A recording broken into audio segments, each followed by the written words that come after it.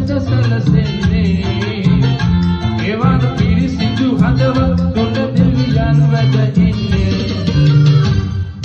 කිරි දුන්නේ දරුවන්ටයි සිරුරෙන් ඈගේ පිරිපුන් මිනිසුන් වැඩනේ බලයෙහි ඈගේ